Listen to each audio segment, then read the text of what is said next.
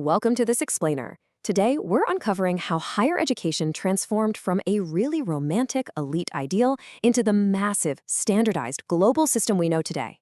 It's a journey that takes us from the quiet, scholarly halls of 19th century Prussia straight into the bustling, multi-billion-dollar bureaucratic machinery of modern global education.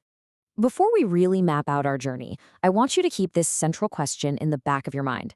As we trace these 200 years of history, are the changes we're seeing today destroying the very soul of higher learning, or are they just a necessary evolution to keep the university relevant in a globalized world?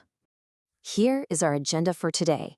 We'll start with the Humboldtian ideal, look at the pressures of mass education, explore the Bologna process revolution, decode the ECSTs, and finally wrap up with a transatlantic divide.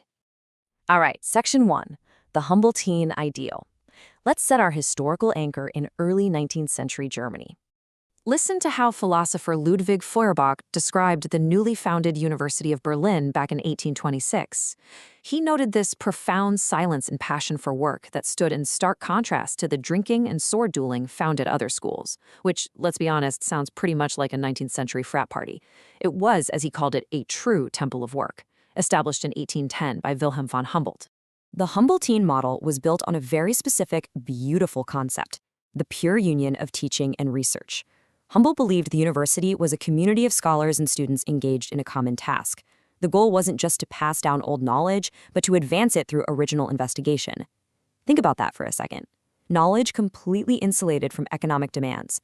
No worrying about padding your resume, just knowledge for its own sake. This became the gold standard, heavily influencing institutions all over the world. Section 2, pressures of mass education. But, society changes, and that classical ideal faced an inevitable structural crisis. For over a century, the Humboldtian model thrived, mainly because it served a very small social elite.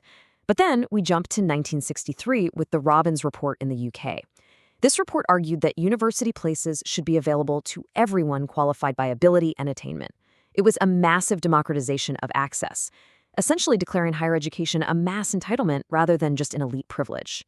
But scaling up that intimate, research-heavy ideal, well, that would soon prove incredibly difficult. We actually shifted from a system where only 4 to 5% of the age group attended university exploding to a mass scale of over 40%. Suddenly, the traditional model, a few scholars quietly researching in a room with a handful of students, was completely overwhelmed. Scaling that elite model ultimately proved financially and structurally unsustainable. By the late 20th century, European nations were facing a real crisis. Universities were dealing with skyrocketing operational costs, high student dropout rates, and massive institutional inefficiency. On top of that, governments increasingly demanded that degrees hold direct economic relevance in a competitive global market. That's a pressure you've probably felt yourself when picking a major, right? The old ivory tower was definitely cracking. Moving on to Section 3, the Bologna process revolution. This brings us to Europe's massive engineering project designed to modernize higher learning for the 21st century.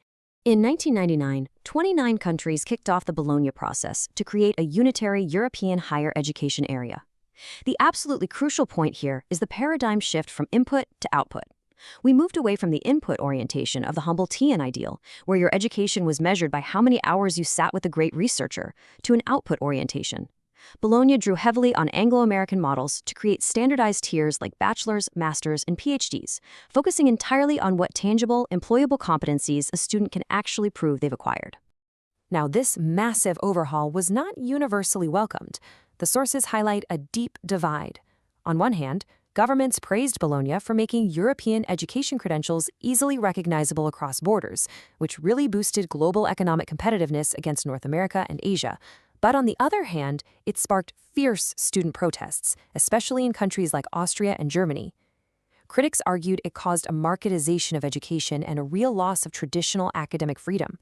They specifically protested the Verschulung, or schoolification, of universities, arguing that overly rigid, standardized schedules made it incredibly difficult for students to balance studying with part-time work. Section 4, decoding the ECTS. Now that we understand the philosophical battle, let's look at the actual bureaucratic machinery driving this new era. So, what exactly is a credit? We hear this word all the time, right?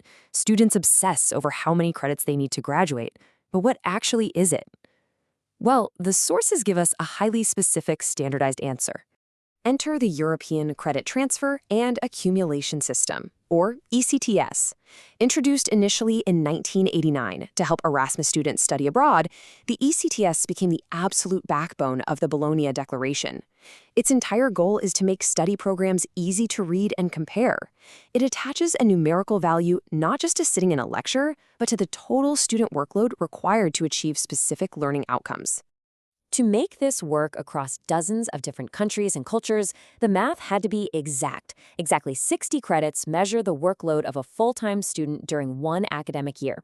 According to the guidelines, this translates to roughly 1,500 to 1,800 working hours. So, if you've ever felt like your degree was a full-time job, mathematically, it absolutely is. One credit equals about 25 to 30 hours of actual work, and that includes attending lectures, private study, preparing projects, and taking exams. But they didn't just standardize the hours, they standardized success. To ensure absolute transparency across borders, the ECTS uses a rigorous statistical grading scale. When a student transfers, they aren't just given a local grade. The ECTS curve ranks passing students statistically. An A isn't just a high score. It mathematically means you are in the top 10% of passing students.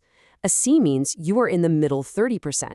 This completely removes local grading biases and turns academic achievement into a globally exchangeable currency. Section 5, a transatlantic divide. Finally, let's look across the pond to see how the United States is reacting to this European megastructure of standardization. You might think the US would rush to adopt a similar system, but America has actually been highly resistant. This stems from deeply rooted historical hallmarks. Education in the U.S. features a very weak role for the federal state, immense institutional autonomy, and a massive degree of privatization, all tied to a cultural legacy of liberalism and individualism. Because of this, there is literally no single federal agency in the U.S. that can just mandate a Bologna-style overhaul or handle internationalization from the top down. So instead of a full copy-paste of the European model, U.S. institutions are using what we can call a pick-and-choose strategy. Our sources point to initiatives like Tuning USA, funded by the Lumina Foundation. In states like Indiana, Minnesota, and Utah, scholars are working together to draft specific learning outcomes for disciplines, like history, for example. They are selectively borrowing Bologna's tools to improve accountability and clearly map what a student actually knows how to do for future employers, but without giving up their institutional independence. But the US might not be able to ignore Europe's standardization forever, and here is exactly why. $21.2 billion. That is the amount international students contributed to the U.S. economy in 2010 alone. At the time of our sources, the U.S. only had a 3.4% share of international students in academic higher education, compared to countries like Australia, which had nearly 21%. In times of economic strain, American universities desperately need these full-paying international students. The rising economic stakes and global competition may ultimately force American universities to converge with the transparent, easily readable Bologna model, just to stay competitive in the global race for talent. As we wrap up this explainer, I want you to think about what the future holds for the value of your degree. We're literally watching two massive paradigms collide: the romantic Humboldtian ideal of knowledge for its own sake and the modern Bologna demand for standardized, job-ready skills. As these systems continue to evolve and integrate, we have to ask ourselves, what exactly do we want our universities to be? Thank you so much for joining me, and keep questioning the systems that shape our world.